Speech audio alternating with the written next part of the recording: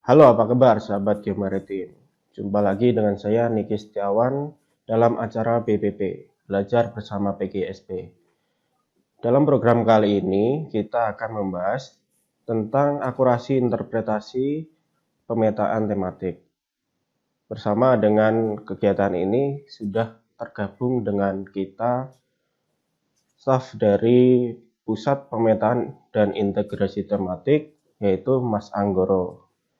Halo, apa kabar Mas Anggoro? Assalamualaikum Halo, warahmatullahi Mas wabarakatuh. Niki. Ye, Waalaikumsalam warahmatullahi wabarakatuh. Kabar baik, Mas Niki. Gimana kabarnya, Mas Niki? ya baik juga ini Mas. Ya, Alhamdulillah. Nah ini sehat. mungkin langsung aja Mas, Ye, terkait peta tematik itu kan dari Mas Anggoro ini kan dari Pusat Pemetaan dan Integrasi Tematik. ye, PPIT itu sebenarnya apa Mas? ye. Terima kasih, Mas Niki. PPIT atau dipanggilkan Pusat Pemetaan dan Integrasi Tematik. Menurut Peraturan PIK nomor 4 tahun 2020 tentang organisasi dan tata laksana di Badan Informasi Geospasial, PPIT itu berada di bawah Kedeputian Informasi Geospasial Tematik atau Deputi IGT. Di bawah PPIT itu terdapat 3 koordinator, yaitu koordinator kegiatan pembinaan, koordinator kegiatan kebencanaan, dan koordinator satu lagi kegiatan yang sifatnya produksi. Jadi, dan kemudian di bawah itu ada staf-staf yang memiliki fungsional tertentu atau jabatan fungsional tertentu. Jadi tugas PPIT ini menurut peraturan BIG nomor 4 tahun 2020 di pasal 37 itu ada 4. Yang pertama adalah melaksanakan penyiapan, penyusunan rencana dan program. Kemudian yang kedua adalah perumusan dan pengendalian kebijakan teknis dan pelaksanaan kerjasama teknis di bidang pembinaan penyelenggaraan informasi geospasial tematik. Jadi fungsi utamanya ini di pembinaan, dan yang terakhir adalah penyelenggaraan informasi geospasial tematik serta pengintegrasiannya.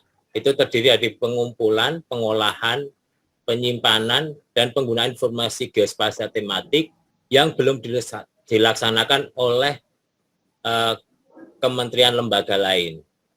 Jadi produksi itu hanya dilakukan oleh PPIT jika belum dilaksanakan oleh kegiatan lain. Kemudian fungsinya yaitu yang pertama menyusun rencana dan program di bidang pemetaan dan integrasi tematik, kemudian menyiapkan kebijakan teknis, kemudian menyusun NSPK ya, norma prosedur, spesifikasi. Nah ini biasanya kita pembinaan di sini bersama kementerian lembaga lain yang memiliki kegiatan untuk penyusunan suatu informasi geospasial, kita bina untuk supaya ada standarnya.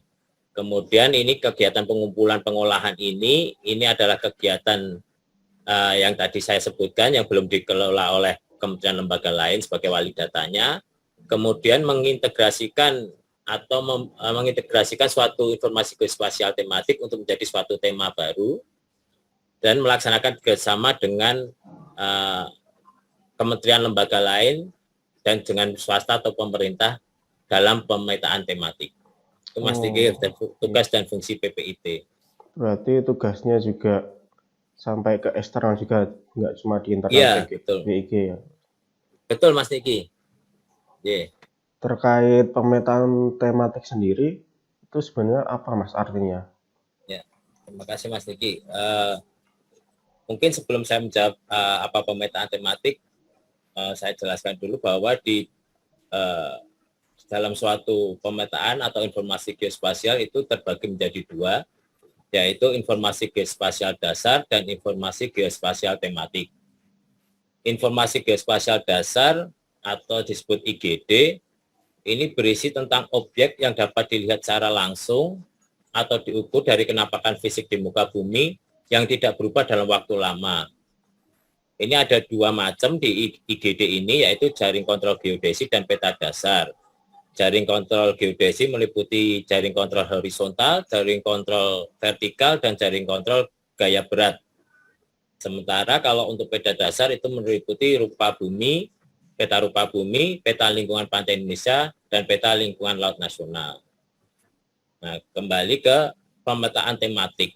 Jadi pemetaan tematik adalah penyelenggaraan IG dengan tema tertentu atau disebut IGT, informasi geospasial tematik, yang di luar IGD yang dilakukan melalui tahapan pengumpulan, pengolahan, penyimpanan dan pengamanan, penyebarluasan atau berbagi pakai dan penggunaan informasi geospasial itu sendiri. Jadi perbedaannya adalah jika pemetaan tematik itu menggambarkan satu atau lebih tema tertentu, tetapi tetap mengacu ke informasi geospasial dasar. Berarti bisa dijelaskan kalau pemetaan tematik itu seperti turunannya dari peta dasar, seperti itu ya Mas ya? Betul Mas, jadi peta dasar hanya sebagai acuannya, kemudian di dalamnya kita memberikan tema-tema tertentu untuk peta tersebut. Nah, untuk peta tematik sendiri, apa yang sudah dibuat oleh PPIT ini, Mas? Ada beberapa Mas peta tematik yang pernah kita hasilkan. Ini yang memang dihasilkan oleh PPIT. Jadi seperti tadi disampaikan di awal bahwa PPIT itu ada tugasnya juga membina peta tematik yang dikerjakan oleh kementerian atau lembaga kementerian yang lain. Sementara yang ini yang memang fungsi produksi dari PPIT. Beberapa petanya adalah peta sistem lahan, peta rawan banjir, multi rawan bencana, peta pulau-pulau kecil, yang baru sekarang kita kerjakan adalah peta peringatan dini banjir juga, serta salah satunya adalah pemetaan cepat kebencanaan atau SRC. Kalau terkait contohnya sendiri, peta tematik yang pernah dibuat, kemudian mungkin juga data dasar dari peta tematik tersebut itu seperti apa? Apakah menggunakan data primer atau sekunder seperti itu, Mas? Bisa. Terima kasih Mas Ziki. Ini beberapa contoh produk peta tematik di PPIT. Yang pertama adalah peta sistem lahan. Peta sistem lahan ini yang tahun ini juga peta yang kita produksi, merupakan peta yang memberikan informasi gabungan yang didasari dari prinsip ekologi yang berhubungan dengan geomorfologi, tanah, batuan, iklim, dan hidrologi. Mengenai datanya sendiri, peta sistem lahan ini ada data primer ya, data primernya itu biasanya dari citra satelit diinterpretasi, kemudian dari lapangan merupakan data primer, kemudian ada data-data sekunder, misalnya dari peta tanah, semacam itu, dari peta batuan, geologi, itu sebagai dasar sebagai penyusunan peta sistem lahan. Kemudian yang kedua ada peta peta rawan banjir. Ini peta yang menggambarkan tingkat kerawanan suatu wilayah terhadap bencana banjir. Dasarnya adalah karakteristik lahan dan faktor hidrometeorologi. Nah, kalau peta ini data utamanya adalah dari peta sistem lahan, Mas, dari geomorfo itu. Jadi ini turunannya juga, kita mengintegrasikan juga. Jadi ini dari peta geomorfo, dari peta sistem lahan, kita lihat daerah-daerah yang rawan banjir. Sudah tergambarkan di peta sistem lahan, kemudian kita delineasi. Jadi ini pakai data sekunder, kemudian kita menambahkan faktor curah hujan. Data sekundernya adalah data curah hujan dasarian selama 30 tahun. Itu untuk menentukan faktor tinggi sedang rendahnya rawan banjir, termasuk peta penutup lahan ya, penutup lahan yang sebagai faktor pembobotan dan scoring di peta rawan banjir. Untuk selanjutnya adalah peta multi rawan bencana. Nah, kalau peta multi rawan bencana ini peta yang menggambarkan tingkat kerawanan di suatu wilayah bencana suatu wilayah yang terdiri atas lebih dari satu bencana. Nah, kalau ini datanya adalah data sekunder semua, Mas. Ini adalah dari peta-peta rawan bencana yang dihasilkan oleh kementerian lembaga lain, kemudian kita integrasikan menjadi suatu informasi gabungan tentang bencana di suatu wilayah. Next, yang selanjutnya ada peta pulau kecil. Ini memberikan informasi karakteristik pulau kecil. Ini data primernya biasanya awalnya dari citra satelit, kita interpretasi. Kemudian beberapa data primer juga diambil di lapangan seperti kualitas air di sana, kemudian karakteristik fisik yang memang tidak bisa dilihat di citra satelit itu diambil dengan sebagai data primer di lapangan. Dan yang terakhir ini pemetaan cepat kebencanaan, Mas, peta kebencanaan. Nah, kalau ini peta biasanya menggambarkan kondisi wilayah pasca terjadi bencana. Ini sih datanya adalah data primer kita ambil dengan menggunakan UAV, pemotretan udara pada wilayah terdampak bencana. Kemudian kita identifikasi wilayah-wilayah yang terdampak bencana serta berapa, kalau yang ini contohnya di NTT ini berapa jumlah rumah yang terdampak, semacam itu. Itu contoh-contoh dari peta tematik yang kita produksi di PPIT, Mas. Nah, setelah tadi kita tahu terkait contoh-contoh peta tematik, kemudian bagaimana data yang digunakan, ini terbesit pertanyaan. Jadi, bagaimana akurasi pemetaan tematik yang dilakukan ini? Apakah dalam pemetaan tersebut pernah terjadi kesalahan dalam identifikasi? Ya, terima kasih, Mas. Akurasi di pemetaan tematik, sebelum kita bicara khusus di akurasi, sebenarnya di tematik, akurasi yang ada menurut Perkab BIG nomor 15 tahun 2014, serta perubahannya pada peraturan BIG nomor 6 tahun 2018, ketelitian peta itu dibagi menjadi dua, Mas. Yang pertama adalah akurasi geometrik, dan yang kedua adalah akurasi atribut atau semantik. Apa itu akurasi geometrik? Akurasi geometrik ini adalah nilai yang menggambarkan ketidakpastian koordinat posisi suatu objek pada peta dibandingkan dengan koordinat posisi objek yang dianggap posisi sebenarnya.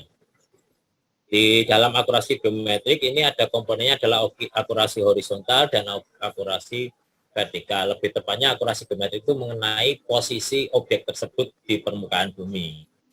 Kemudian yang kedua adalah akurasi atribut atau semantik. Ini adalah menggambarkan kesesuaian atribut sebuah objek di peta dengan atribut yang sebenarnya. Jadi kalau di pemetaan tematik itu akurasi semantik atau atributnya adalah akurasi tematiknya, Mas. Apakah objek di lapangan itu benar seperti yang kita gambarkan? Misalnya kita menggambarkan objek daerah tersebut, kita delineasi itu sebagai daerah lahan sawah misalnya seperti itu. Begitu itu kita lapangan, apakah itu betul lahan sawah atau bukan, itu akurasi di atribut ini, Mas.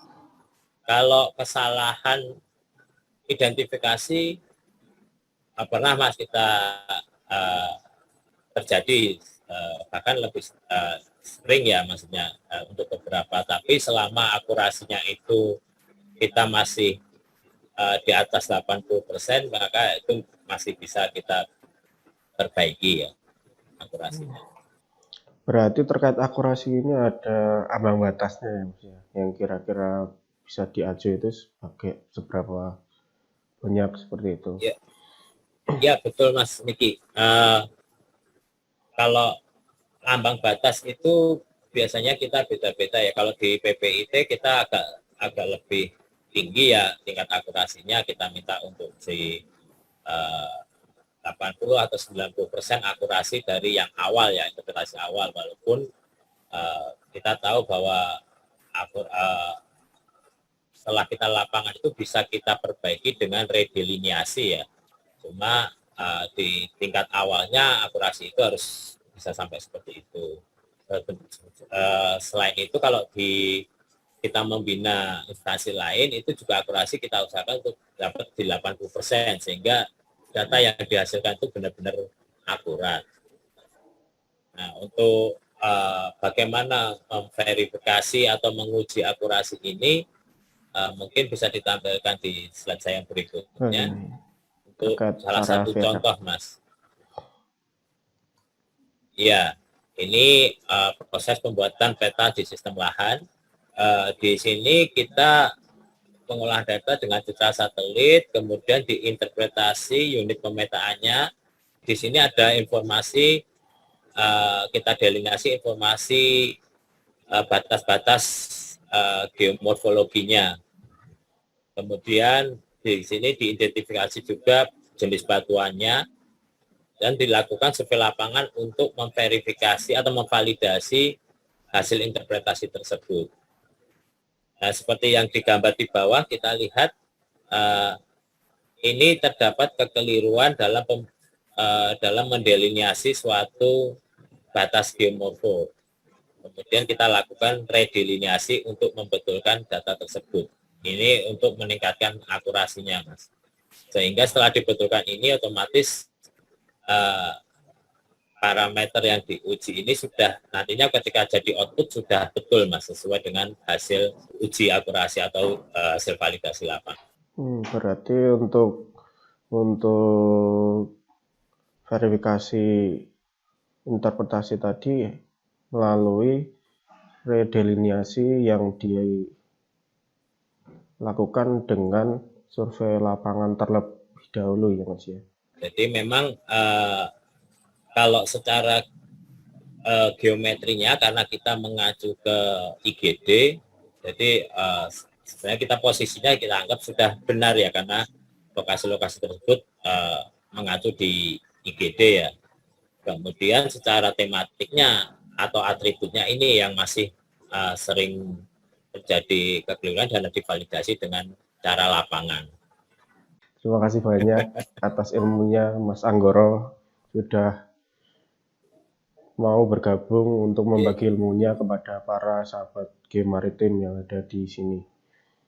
Ya, mungkin itu Mas. Terima kasih. Mohon maaf kalau ada kekurangan. Ya, sama Mas. Assalamualaikum. Waalaikumsalam warahmatullahi wabarakatuh.